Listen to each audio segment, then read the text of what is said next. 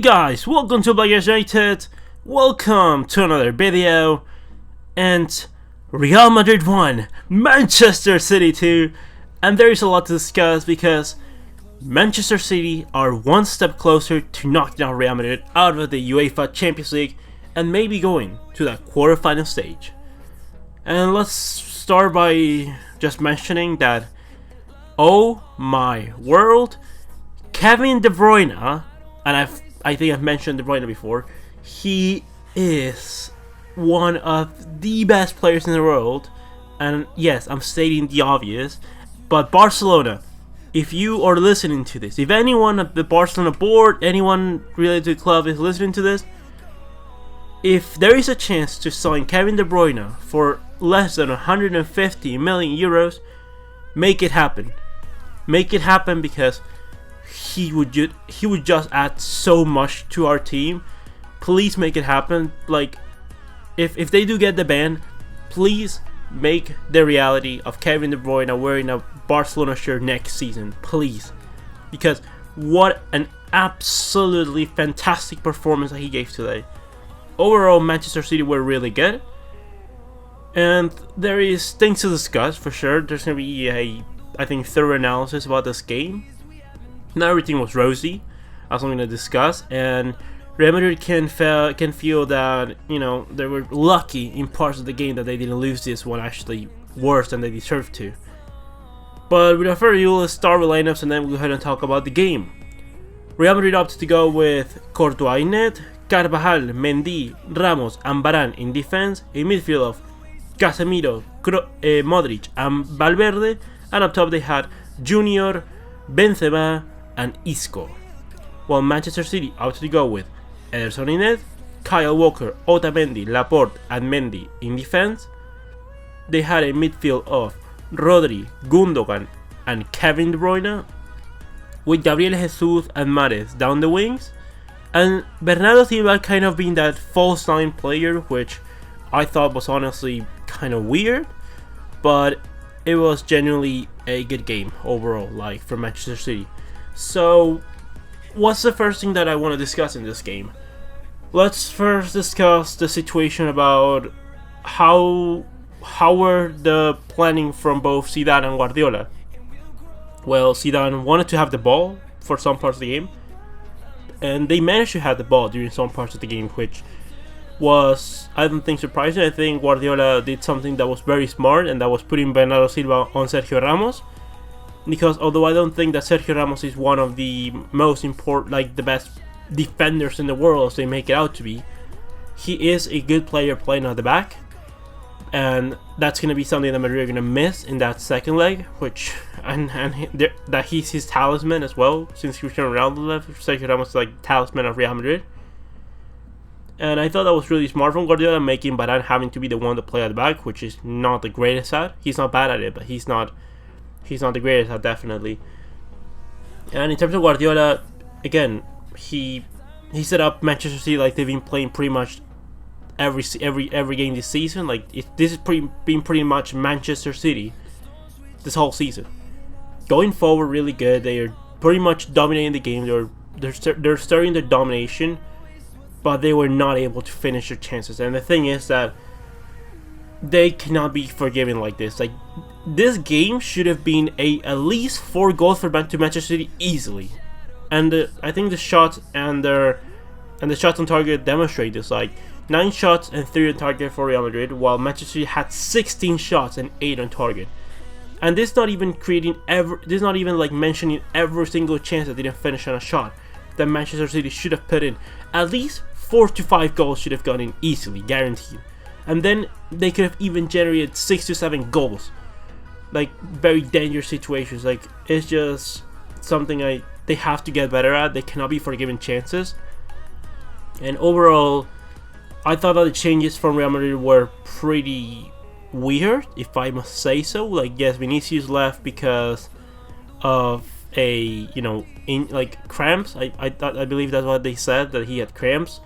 But I think I understand why you didn't put Toni Kroos in like the 60th minute. It looked like the most obvious thing to do, because the game, as soon as Real Madrid goes ahead and scores the goal, you need to put in Toni Kroos, because you want a game that it's a end-to-end, and Toni Kroos, I thought, would have been the perfect player for that, because he would have given you the final pass, the final delivery that Real Madrid so much desperately needed. While Guardiola, I think, did the right changes and went ahead and put in dynamism and speed with Raheem Sterling. The only thing is, I didn't understand, why didn't he put in like the 70th, 75th minute Agüero?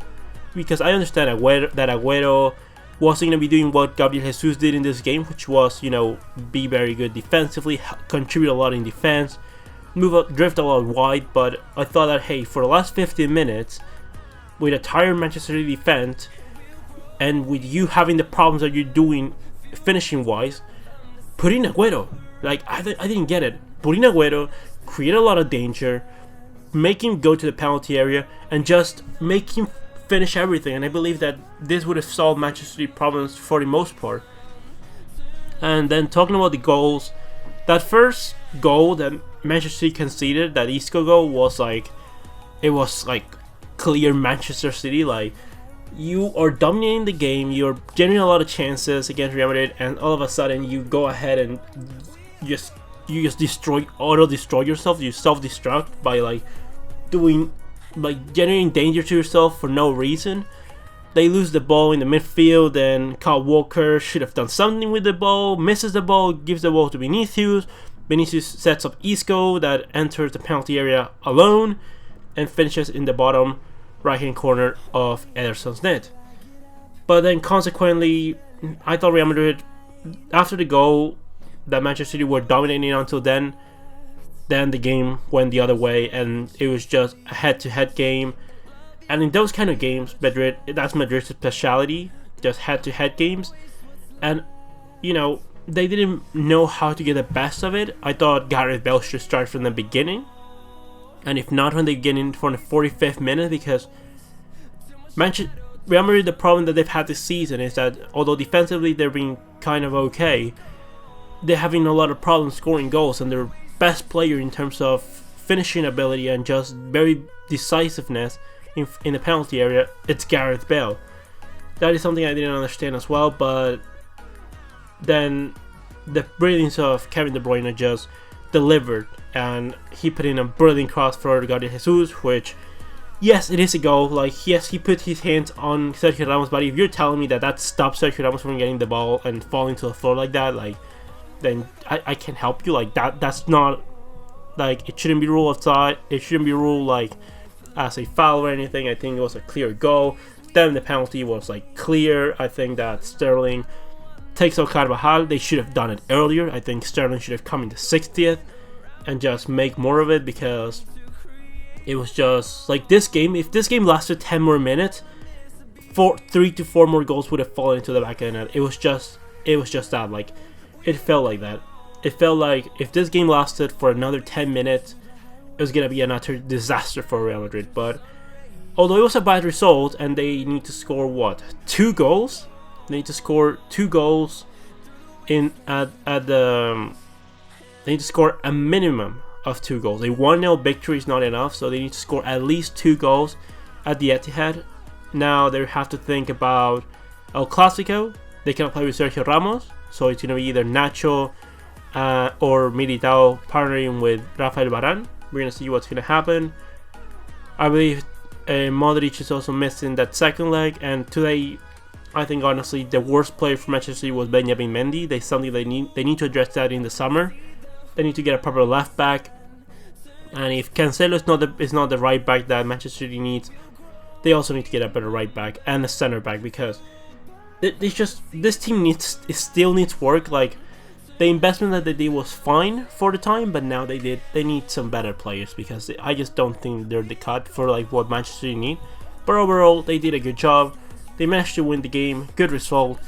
Barcelona needs to sign Kevin De Bruyne. Gabriel Jesus did a pretty good game. I think that he proved today that he is the striker that Manchester City needs for the future. When Agüero leaves Manchester City, I think that they don't need to look for another striker, maybe for another winger, or maybe for a striker that can play in the wing, like Timo Werner, Marcus Rashford, things like that. So I think that's basically it.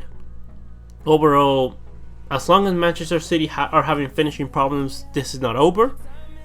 If they finish most of the chances that they need to finish, they will be comfortably, I think, beating Real Madrid. But I still wouldn't put it past Madrid to cause a lot of problems in the second leg. They have this mysticism about them that they can just create danger out of nothing, or that the other team themselves implode on themselves. Like, it's a lot of things can go wrong, but again, it's things about just situations in the Champions League. And let's hope that as a Barcelona fan that Real Madrid get knocked out, that Manchester City have an option of going through, and we'll see what's going to happen in the next couple of weeks, 3 weeks until these teams meet again.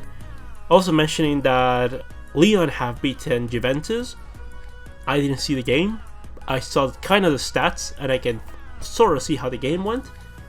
I need to probably watch that before I make a criticism about it. But remember how he said that I thought Lyon had no chance against Juventus, and I still think they have no chance against Juventus. I think that once they visit the Juventus stadium, that Ronaldo's going to put 3 past them. I still think that, but hey, 1 goal from Lyon at the Juventus stadium means that Juventus needs to score 3 goals. So it's a Champions League. Everything is unpredictable, and until 3 weeks the champion doesn't come back, so we'll see what's going to happen in the future. But with that said and done, leave me all your opinions about the game. How do you think that this game went? Do you think that Madrid have a chance of coming back? Do you think that Manchester City have been good enough? Leave me all your opinions in the comment section below. Comment, like and subscribe, and I'll see you next one, Blaugranas.